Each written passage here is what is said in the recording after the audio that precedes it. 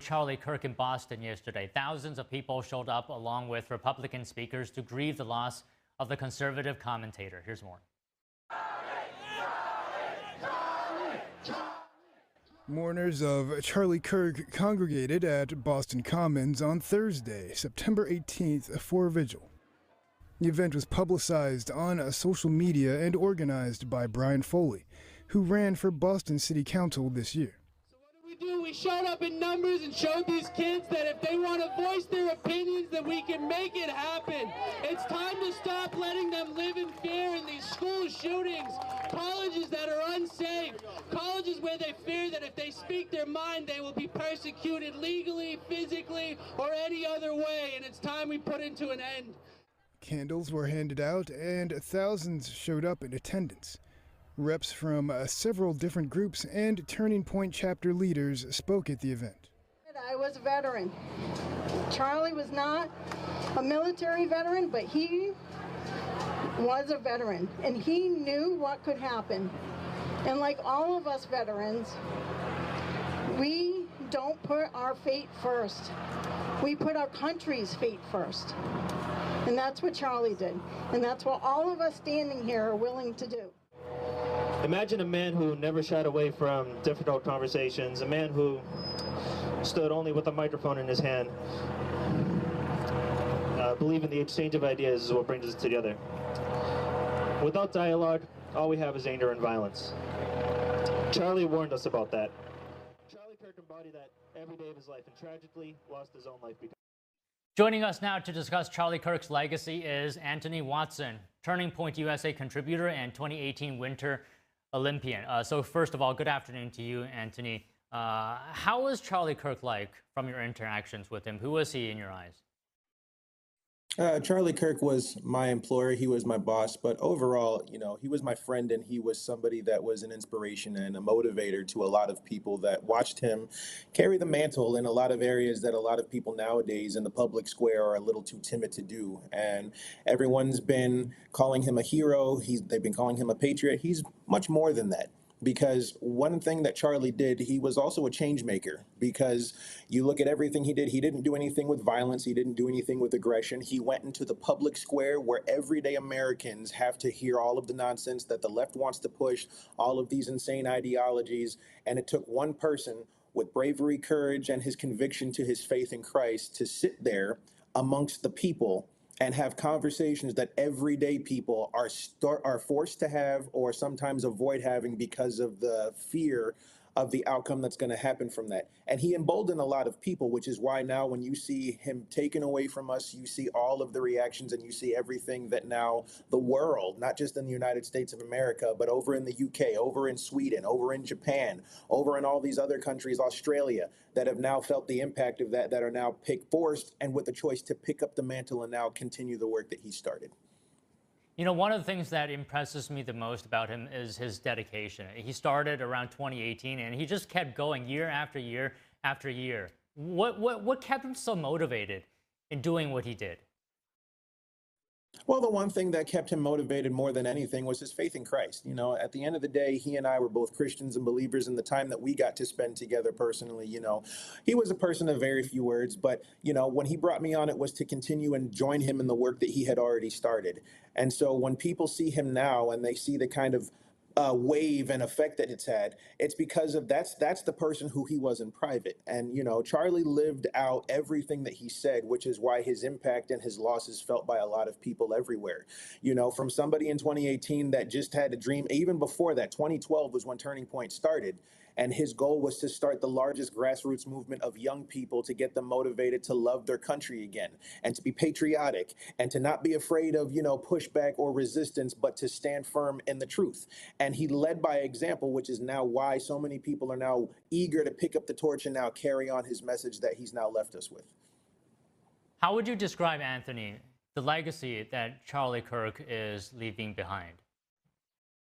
Well, I want to tell everybody this. The only way to describe it is onward, because now that Charlie's gone, nothing stops. If anything, it intensifies. The work that he put in is something that any of us could do because it didn't require any special instructions or anything else. All it took was one man who was burdened with the conviction of where his country was headed, to now be the face of a lot of people who were afraid to speak their minds, and now has raised a generation and multiple generations of people that are now banded together. And so his legacy is cemented. His name isn't going anywhere. People are going to be remembering it forever because of the impact that he had of somebody who was willing, in the face of danger, in the face of resistance, in the face of arguing, in the face of name calling, in the face of threats, to continue to stand there and be a vigil himself for a lot of people who were weak in finding their voice, but now have it stronger than ever. So it was an honor to be so close to Charlie. It's an honor to still work for Turning Point USA. And now more than ever, the work that we have is heavy. The work that we have is a lot, but we have a good team of people behind us that have dedicated themselves to continuing his work. And I'm so happy to be a part of that. And I'm confident as well, even without Charlie, this movement will just keep getting bigger and bigger than ever before. And, you know, this Sunday, TPUSA is holding a memorial service for Charlie as well.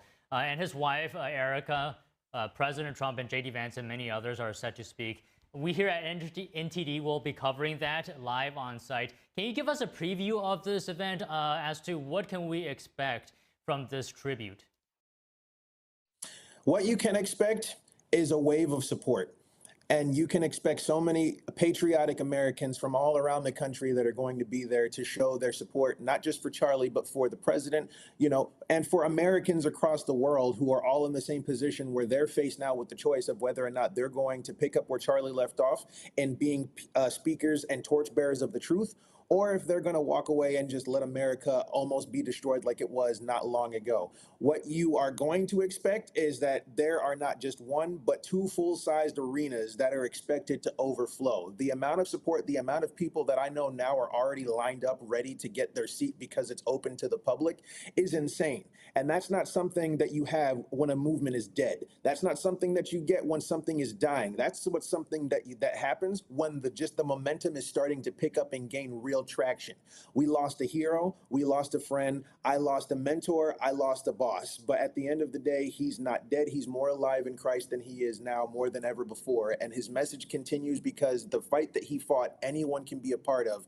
And that's what you're going to see, a big wave of support, and knowing that this movement that we're a part of has only just picked up speed. And I completely agree with you, Anthony. Can you also tell us what to expect with Erica Kirk now at the helm?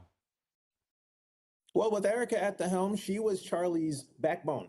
You know, the saying is true, behind every great man is a strong woman, because at the end of the day, everything that he had to go through, I'm sure that there were times where, you know, he was tired, he was exhausted, like any great man who's doing a thing that has a task bigger than himself that he has on his shoulders. And Erica now is somebody that is now leading the charge because she was the closest to Charlie. She's the one who's heard all of his thoughts. She's the one that has all of his ideas, and she's the one who birthed this with him to get it to where it is now. So anyone who is to take over and now lead the charge, I can't think of any person better, and there's nobody else that's going to have my unadulterated, my unfiltered and my unyielding loyalty in pushing forward. You know, she's courageous, she's brave, she's been through so much, and she's done all of it with grace, she's done it with poise, and she's done all of it with courage, and that is the kind of leader that I can definitely get behind. Okay, well, Anthony, well said. Thank you so much for your time today. Thank you so much for having me. The White House released a Charlie Kirk tribute video last night. The 3-minute tribute features excerpts from Kirk's speeches, intimate moments with his family, and prayer vigils held across the nation in his memory. It has quickly reached over 3 million views so far. Let's watch. You thought that my husband's mission was powerful before. You have no idea. You have no idea what you just have unleashed across this entire country and this world. You have no idea. You have no idea the fire that you have ignited within this wife. Charlie, you didn't deserve it. May God bless your family. The cries of this widow will echo around the world like a battle cry. People across the country are gathering, holding memorial services and vigils to honor Charlie Kirk's memory and his message. To everyone listening tonight across America, the movement my husband built will not die. It won't. I refuse to let that happen. It will not die. It will become stronger, bolder, louder, and greater than ever.